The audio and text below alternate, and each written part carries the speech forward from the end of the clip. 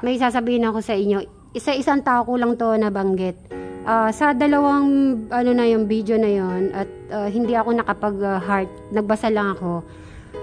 Yung unang vlog ay talagang lumuha ang ano ko. First time kong sa message na napaiyak at naawa sa message about kay Bri. Sabi ko ganun pala yun. Luluha ka pala. Kaya naintindihan ko yung mga ano, yung mga ibang ano, yung nagmamahal talaga. Solid at naiintindihan si Bri. Talaga mapapaluha. Kung gawin mo kaya si Kuya Bri, iuwi mo na. Oh.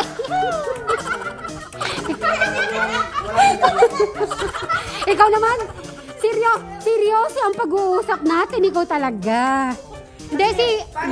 Hindi ka na kasi masaktan at luluha ka. Luluha pa. Ayaw ko naman na luluha ka.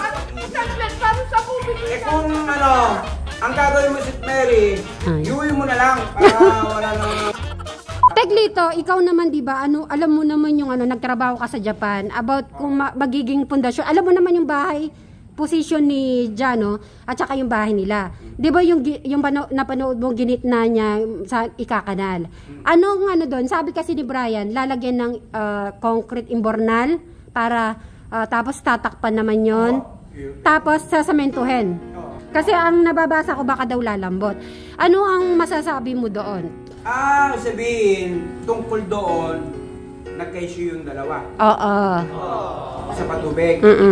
Kung ang payo naman ni Kuya Brian, ang tanong ko lang, di ba may dati na nga kasi, ang question ni Kuya Jano, bakit nilipat dito? Siguro kay Kuya Brian, medyo malapit yung ganon. Ngayon, lalagyan niya naman daw ng bornal.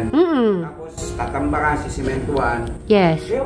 Walang problema. Hindi maapektuhan bahay both side. Ngayon, siguro po, dala po na si Kuya Brian, medyo stress na sa palay.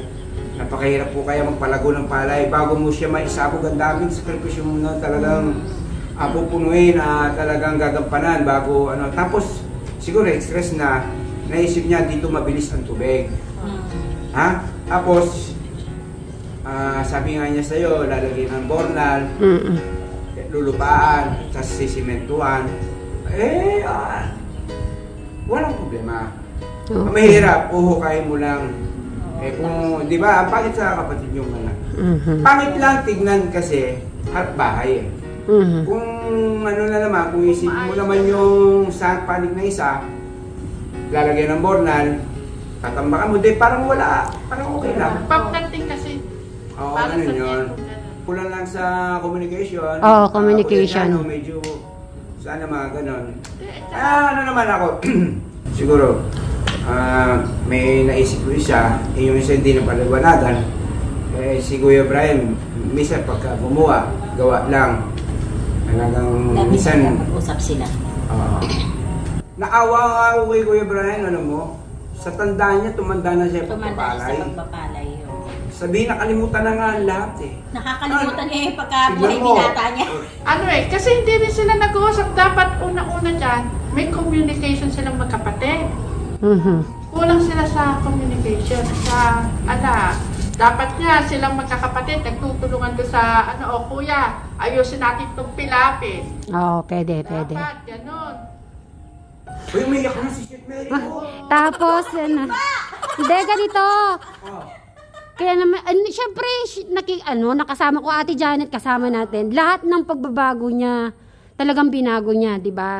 Hindi, yung ko kasi, tinatry niya nga, yung wala siyang nakasama, wala siyang naging katuwang sa kanyang bukid.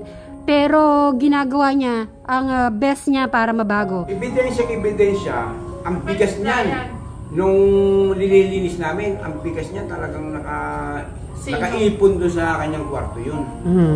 Para pangsayang ni Kuya Enrico, ni Ate Crystal.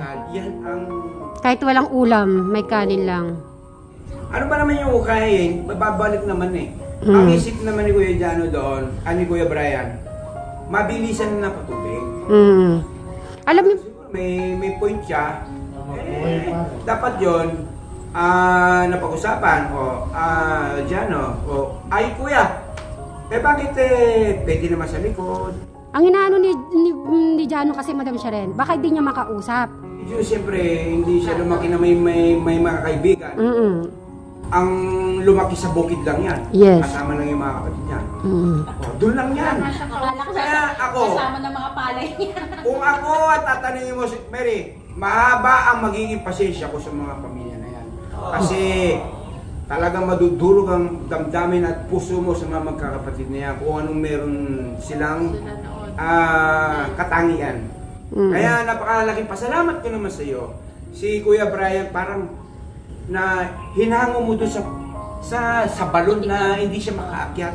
Yung doon na yung konti-konti yung isip niya.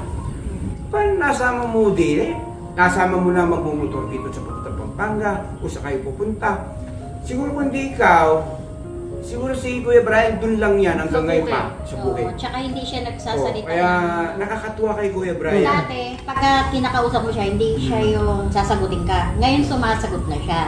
Di ba? Ganun ang kaasaan ngayon. Tsaka marunong na siya mag-sorry. Good morning. Marunong na siyang... Ngayon lang sila naging baga sa nakatikim ng ginhawa. Kaya naman din yung ko, Teklito, sa 2 years namin 2 years namin na may nabago, parang biglang naglaho dahil lang sa na yung kanal. Sa mga viewers, sa iba. Pero sa mga naniniwala, nagmamahal at mga nababasa ko na kahit anong mangyari, hindi pababayaan si Brian at nandito lagi si Mary. Doon ako naniniwala naman. Hindi na maging ano ba naman yun para kang naglagay ng under canal lang yun. Under canal yun. Kaya na kung magiging issue yun sa bahay. Kasi naman, kung ano yung gusto ng kuya mo, ala naman kakasama. Ano ba naman yun, sige. Di ba? Ala pong dapat maging issue yun. At saka dapat ala pong tungkol na yun magkakaganunan. Ala sana hindi sana abot sa ganun. Okay. At hindi na kailangan pabutin pa ng mas lalong yung banal. Pag-usapan yan. Alam mo ko si Mary, kaya mo yan. You handle, I know you. You good person. Parang gumawa yung pakiramdam ko yata. Sa inyo. Yan ang mission mo. Pagsunduhin yung magkakapatid na yan. At saka, papalakpak yung ilong ko pagka parang naalala ko tuloy si Brian. Papalakpak yung ilong ko si Mary.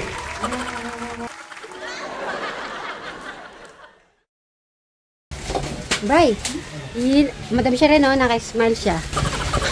Pangalan? Ay, alam ko masaya ka. Pupunta tayo kay Tito Cesar at Tita Carlota. Bigyan natin ng pizza. Ay, nasa bukid ba? Ay, nasa... Nakauwi na yan. Ayun? Saan? Ayun, sa buhay. Kitang-kita mo? Kilala mo talaga? Saan wala akong nakikitang green? Talaga malinaw yung mga mata nila, madam. Ay, malinaw to yung mata ko. Si Brian niya, nagla-live. Sakit pa nga nung abukado na higit ako. Si Brian niya, nagla-live pa yan pag nagsa-cellphone. Ako, binababa ko pa kaya yung Ay, ang sarap ng kain ni Eric. Eric. Okay lang yan. Huwag ka masyadong ma-stress sa akin sinasabi. Napasubo na malalaki. Pag naubos yung kalabaw, talaga sa feeding mix. Sure ka, masarap ba yung gagawin mo yan, Crystal? Bukas magdadala kami. Hindi ko yung titimpla. Ay, hindi ako titimpla. Ay, at ano yung binubulong-bulong nyo dyan? Ay, hindi na naman maalat, Crystal. Grabe ka naman sa akin. Talaga pagkakampi. Ang sama-sama sa ako ni Crystal. Sadali lang nga, papatikin ko nga kay Sabi lang ako Crystal. ng totoo hindi mo matanda. Sadali lang. Tikman mo nga yung ampalaya. Ampalaya, ayun, ang sarap ng ampalaya kong luto. Oh. Tikman mo ako maalat, ha. Tignan mo. Tignan ko. Madam siya rin, kakampi kita ngayon. Nakita mo ako nagluto. Okay. Yung ampalaya? Yung nadukot eh. Kunin mo yung ampalaya. Masasakit yung damdamin ko. Sige ko. Ayun na, nakalayas na si Eric. Pwede na. Pwede. Pwede na. Masarap. Pero pang ng konti. Sabi ko, hindi na po ako nag-aasin. Hindi na ako, nagpapatis lang. So, ayan. At titingnan ko po ako kung si... Diyan na muna kayo. Titingnan ko muna si Tito Cesar. Yes. Thank you, Lord, sa ating mga food natin sa araw-araw na nare-receive natin. Ha? Laki siguro ng magiging sweldo nito. Yeah, sa Japan. Actually, may sinan sa akin si Ate Takumi about sa Japan, si Crystal at saka kay Brian. Kaya lang hindi ko pa siya nadidiscuss. Bray, pag kaya nag-Japan ka, mahal lang sahod dun. Pagod kang kikita na malalaki, monthly. Kung saan, nag-offer ko. Ano? Ano yung employ ko? Farmers! Ay, hindi ako magdamo. Pipintasan yung ganyan. Hindi, sa Japan, hindi sa Japan mga, Building, yung mga ganon. oo, baka sa isang buwan, 200,000. Gusto ko, endosa. 250,000. Pwede ko. O, di ba? Nasa binigod ako. Yung crush ko nasa binigod. Ano, papayag ka na? Dati nasa Kahit saan? Okay. Pagka nasa Japan yun, hindi yung utak niya nandito na iwan. Dahil yung palay niya. Akala ko okay yun sa... Okay yun, baka makagat ka. Ikaw talaga eh.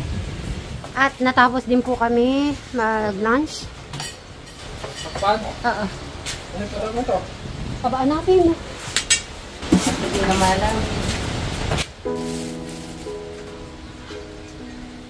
Hindi yan, dito yan. Ito, sa kanin.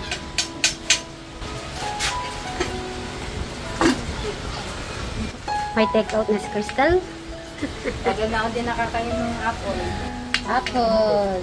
Tagbang mo naman yun sa...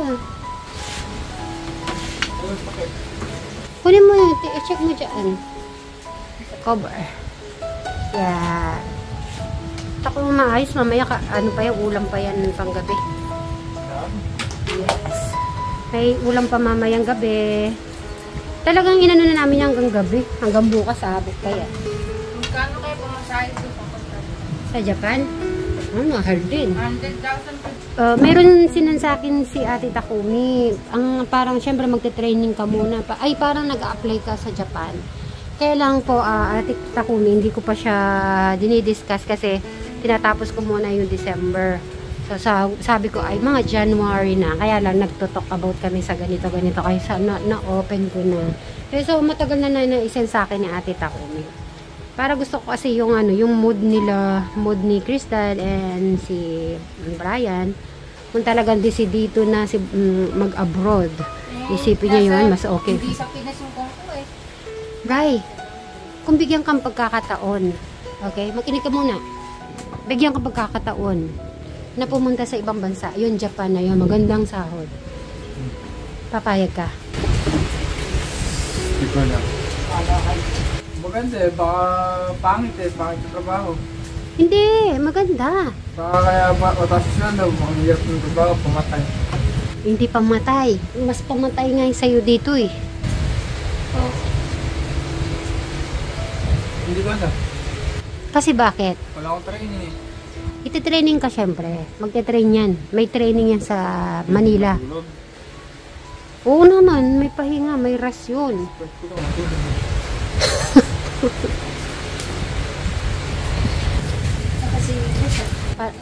Dinala yung take out. Kung halimbawa, ang kita mo naman dun nasa 200 o 150 monthly. O di ba mas maganda yon? Mas mabilis yung mas mabilis yung pag-iipon. Oh. Mas mabilis pag-iipon. Pag nasa Japan na. Oo nga. Hindi naman ako yun. Hindi, ikaw nga yun. Ikaw yung ipapasok ko doon. Makatulog lang ako dun. Babay ko ako na yung Pag nasa Japan ka na, di ka matutulog. Kasi iisipin mo, sayang yung kita. Trabaho ko ano. Tapos tatawagan, tatawag na lang tayo nun. Gusto ko po ang 12. Ano yung 12? Mga modelo ng mga product. Ako si Crystal kaya hindi ko alam kung saan talaga siya ipapasok. Business nga, pagkain, product, gano'n.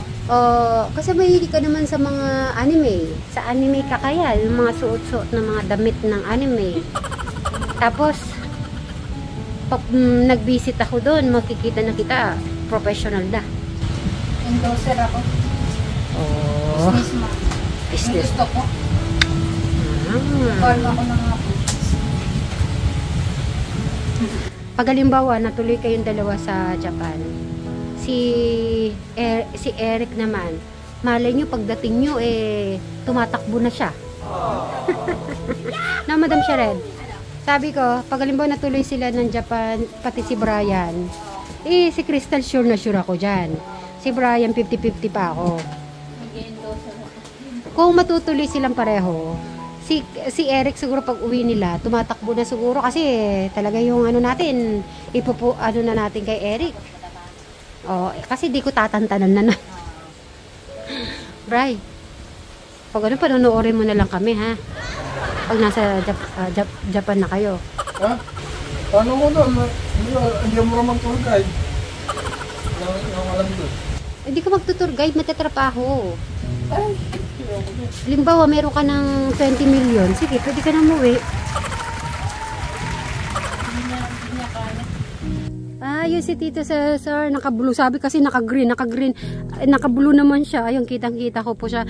So, ngayon po ay bati-bati muna po tayo na magandang tanghali, mga kasitberis, katekra, mga kadyano, mga Brian Suba Vlog. At Alexis Suba, magandang tanghali po sa inyo lahat, sa lahat po ng mga OFW po natin nandiyan, na talagang solid nagsusubaybay sa atin kahit anong nangyari, kung ano, lahat na dumarating sa ating pagsubok ng buhay, nandiyan pa rin sila. At sa lahat po na nagmamahal sa Suba Sibling, maraming salamat po sa lahat po nagsasupport sa ating mga channels po natin dyan. Maraming salamat po at wala na po akong masabi.